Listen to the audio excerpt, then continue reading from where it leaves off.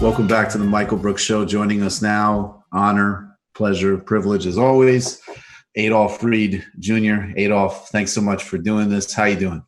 Oh, hey, man, I'm okay. It's my pleasure. It's always fun. And I want to start out with giving a shout out to Atlantic City and Bob McDevitt and my brothers and sisters in Unite Here Local 54, which the t-shirt's from a bar, obviously, from an Irish bar. I mean, down there, it's a great bar. Anybody down underneath you should go. But they're struggling now, and there's a big political change on the verge of happening, possibly, down there. So we're watching that too. But anyway, it's always great to be on and to talk to you, Michael. And I talked to Trey this morning, and he said to say hi. Oh, awesome! That was great to have. Yeah, and he had a lot of fun too. So it was good. So David was joking. David didn't know that Teray was your son. Mm-hmm. And so what we were joking about is that sometimes you'll reference your son when you talk because he's a fellow peer and academic now. Maybe not peer, but a fellow academic. And mm-hmm. And so what we were saying was like, if Adolph didn't have like a fully grown son who is also a successful academic, this is some type of, it would have been like a Dookie Howser situation. You have like this genius kid.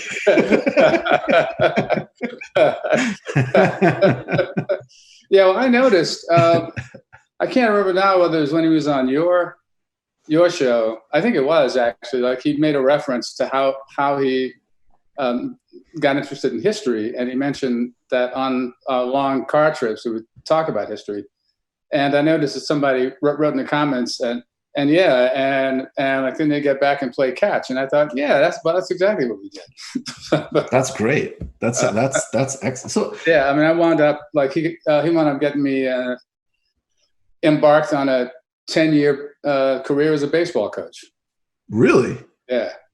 That's awesome. Yeah, I mean, what happened was when he moved up to the 9 and 10-year-old league, yeah, it was an almost all rookie team.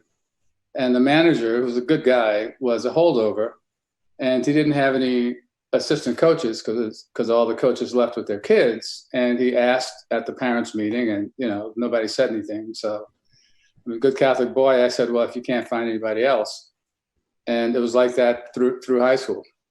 That's awesome. I actually remember in Little League I was the best player on a terrible team, and the coach was this nice guy who, like all the other coaches in this Little League had a completely, they were insane. It's like, look, we're 11 years old, we're 12 years old. You're not going to be able to relive your high school fantasies of sports glory through us. Right. And this guy wasn't like that at all. So he picked off a couple of people who were decent, and then everybody else could, barely throw the ball. And he got all of that. And then all the other teams, were sponsored by like the local plumber or whatever. Right.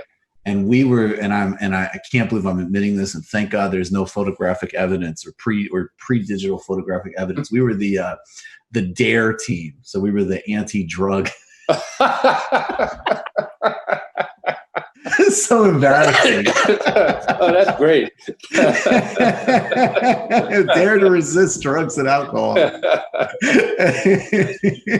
Yeah, well, it's stuck, I can see. Oh yeah, totally. It's a very clean lifestyle. But this is apropos because I wanted to talk to you about your own political trajectory and how you developed this anti-essentialist framework. So, I mean, take that any way you want to go, man. Like what is the connection between how you develop this anti-essentialist framework and your own political process as an academic, but also somebody who's been, an actual organizer for decades too? Yeah, well, I mean, it's a really interesting question. I mean, I was inclined to like call myself a Marxist before I knew what it was, right? So what that meant was that I was inclined to look for material explanations for stuff, and I could see exploitation, right? I mean, I wasn't, the genius child. It was like a family phenomenon, right? I just inherited the family business. I came through Black Power, right? Like I was a product of the Black Power moment, but I always had like a class perspective with me. And there were ways that, the race line could like seem to make sense if you didn't ask any questions, right? Like everything could work at the level of internal consistency, right? Like if you assume all the assumptions, or if you take all the assumptions at face value, don't try to fit them to the outside world, then it could all seem to work.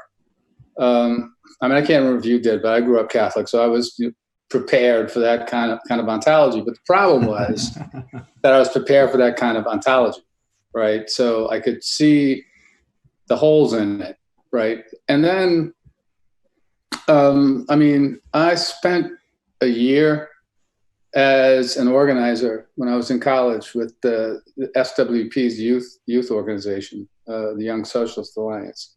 So I read more Marx then, I'd read more before and read more after. And it just seemed like these big, what's the word I'm looking for? Taxonomical abstractions just didn't make sense, right? And one of the reasons I had problems with geometry when I was in high school was I had trouble accepting the shit you have to posit, right? Because I wanted explanations. So I wanted explanations for that stuff too. And then as the movement was developing around me, and I wasn't the only one going this direction. I had friends and comrades in North Carolina who were kind of moving in the same way. And when I went to graduate school, I ran into more of them because my program, drew people like us. And we just started trying to think the abstractions down to the ground, down to actual material social relations. Like, could you give an example of that? Yeah. What's an example? A good one is the Black community, right? So who speaks for the Black community? Who makes a determination as to who speaks authentically for the interests and concerns of this abstraction called the Black community?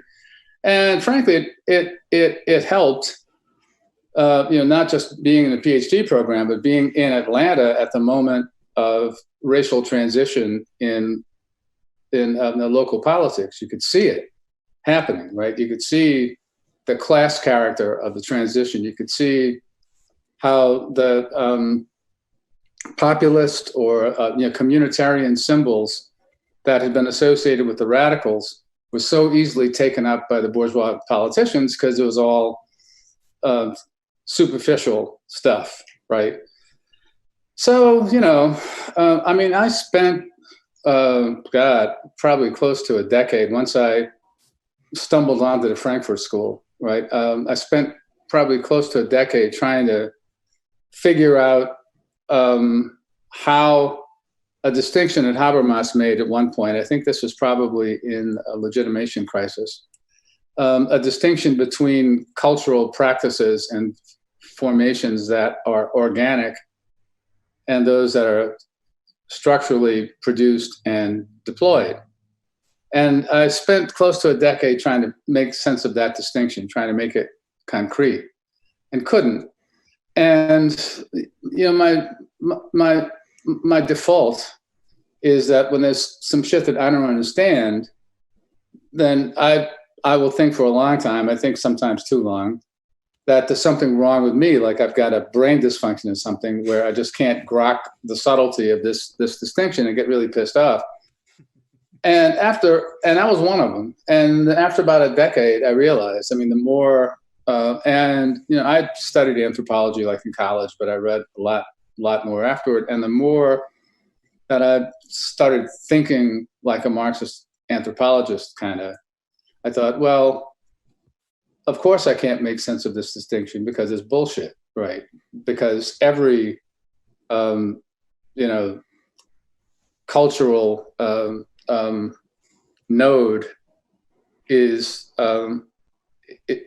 strategically produced and deployed in some way, right? And then that got me thinking back through. It was kind of a liberating moment, actually, because it got me thinking back through shit like, not just nature culture, but Gemeinschaft, Gesellschaft, And I realized that all that stuff is bullshit, right? And there's no traditional society versus modern society. It's all like self-congratulatory bullshit. And that social orders are constantly made, and they're constantly made through conflict and contradictions or whatever, right? At the same time, I tell you what, like I got interested, I can tell you exactly when I got interested academically in the race theory stuff. When was it? Probably around the turn of the century, when Ward Connerly, who was like, asshole from Southwest Louisiana, who went to California and became an even bigger asshole, was pushing what he called the California Civil Rights Initiative, which was a ballot initiative that would have prohibited the state of California from keeping records by race, except for 2 instances. And it's when I found out what the 2 instances were that the process began that culminated in my taking this up as a research area. The 2 instances were law enforcement and public health. And I thought, okay, so if you accept that race is a biological fiction, right, then the last thing you want to do is make an exception for public health. It should be just the opposite. Right. And everybody can see the mischief that the law enforcement stuff would permit. So I thought, okay, like I'm going to write an op-ed piece because, it's like in the 2000s already, and I'd been doing that kind of stuff for a while for one of the major papers in California. But because I'm kind of political person that I am, I thought that before I wrote anything or got too far in it, I would check with the opposition forces and see how they were dealing with these problems. And I was stunned. The people opposition to Connolly. Yeah, right. Okay. And I just want to tell people, just in case they didn't know, Ward Connolly was coming very much from the right. And he was a kind of, quintessential kind of 90s Black Republican. Right. And we need to pull our pants up and this type of crap. No, that's right. That's exactly right. Yep. Thank you. Okay. Yep.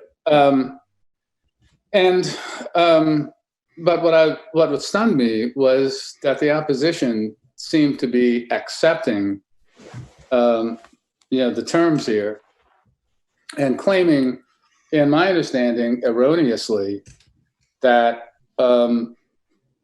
if this thing passed, we would no longer be able to track the diseases that we as people of color get. So I was flabbergasted, right? Because I thought, okay, well, I can't write anything now because it's whatever I write would be appropriated by the other side. So that just started me, to work on it, and it's been an area of interest ever since. Now I can't recall a moment in my life that I believed that race was a real thing. You know what I mean? It's and this is partly because of the anthropological background, I guess, right? Because you understand pretty quickly that Homo sapiens as a species, right, does not come divided into subpopulations that are larger than the immediate breeding group, right? Right. But also, just having lived, right? This, and especially, to be honest, from being down here. I remember after my 9th grade year, we went on a trip to Notre Dame and to Loyola in Chicago, and there were sort of Catholic, summer school things. And I think the one at Loyola is Jesuit, so it's like the Confraternity Christian Doctrine, Catholic social justice thing. Mm-hmm. And we were in a little meeting, right? A racial justice, right? Discussion, and this white girl from St. Louis who was, blonde but really heavily freckled, said that she didn't have anything against intermarriage herself. She was just concerned because of the kids. And I said, well, so what about the kids? And I said, and she said, well, because the kids will be born speckled. And I said, where did you hear that from? And I pointed to what one of the seniors at my high school and said to her, which was true. I said, look, I mean, she's black, right, or colored or Negro or whatever we were then, and she looks whiter than you do, right? Right. And that's even before the freckles, right? I mean, one of the things now about spending time here, it's really like in the Caribbean or like any place in Latin America. Like you can't. 15 minutes, you figure out the folly, right? At the folk level. But I mean, beyond that, I mean, I'd say really, it was even before. Now that I think about this, it was even before that epiphany with the Connolly thing that I'd been engaged against, philosophical essentialism in talking about race and gender in the American Academy. I think we can probably trace that back, sometime in the 80s or probably even earlier, I guess. You just watched a Michael Brooks show video. Subscribe to get them all. Why wouldn't you? Don't be foolish. Click subscribe below and become a patron as well. Patreon.com/TMBS. Thanks, everybody.